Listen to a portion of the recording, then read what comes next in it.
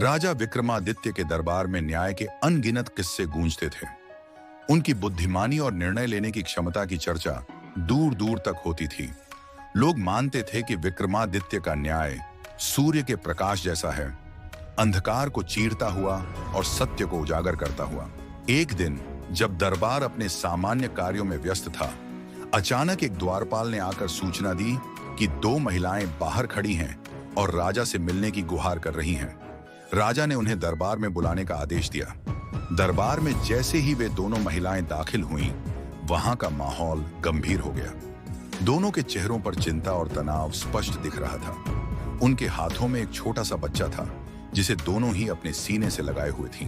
पहली महिला ने तेजी से आगे बढ़ते हुए कहा, महाराज, न्याय कीजिए, यह बच्चा मेरा है। मैं इसे जन्म देने के बाद थोड़ी देर के लिए किसी काम से बाहर गई थी। जब मैं वापस आई तो देखा कि यह महिला मेरे बच्चे को चुरा कर ले गई थी। दूसरी महिला भी तुरंत बोल पड़ी, नहीं महाराज, ये झूठ बोल रही है, यह बच्चा मेरा है, इसने मेरा बच्चा मुझसे छीन लिया है। दोनों महिलाएं एक दूसरे पर आरोप लगाते हुए रोने लगी। उनकी आवाजें दरबार में गूंज उठी और दरबारियों में खुसुर फुसुर शुरू हो गई। सभी चकित थे कि सच्चाई आखिर क्या है।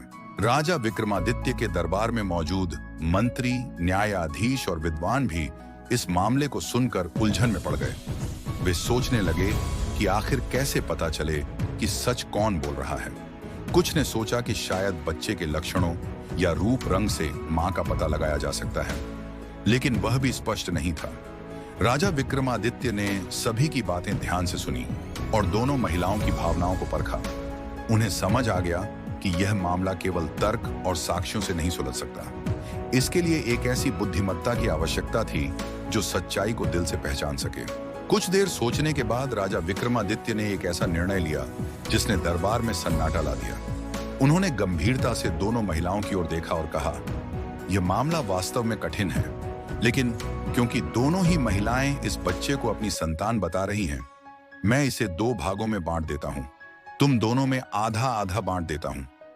राजा का यह निर्णय सुनकर दरबारियों के चेहरे पर हैरानी की लकीरें खींच गईं।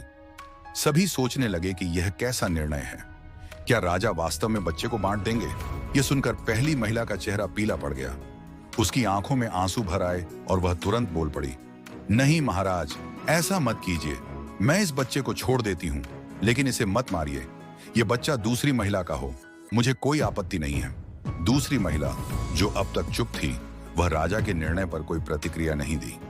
वह चुपचाप खड़ी रही, जैसे उसे इससे कोई फर्क नहीं पड़ता। राजा विक्रमादित्य मुस्कुराए और बोले, अब सच्चाई स्पष्ट हो गई है। यह बच्चा पहली महिला का है, क्योंकि एक सच्ची मां अपने बच्चे की जान बचाने के लिए किसी भी त्याग को तैयार रहती है। उन्होंने बच्चा पहली महिला को सौंप दिया और दूसरी महिला को दंड दिया, जिसने झूठ बोलकर धोखा देने की कोशिश की थी। राजा विक्रमादित्य के इस निर्णय ने सभी को प्रभावित किया। दरबारियों ने उनकी प्रशंसा करते हुए कहा, महाराज, आपका निर्णय सचमुच अद्वितीय है। आपने न केवल न्याय किया, बल्कि एक मां के सच्चे प्रेम की पहचान भी की। राजा ने विनम्रता से कहा, न्याय वही होता है जो सच्चाई के आधार पर किया जाए। हमें हमेशा दिल से सच को पहचानने का प्रयास करना चाहिए।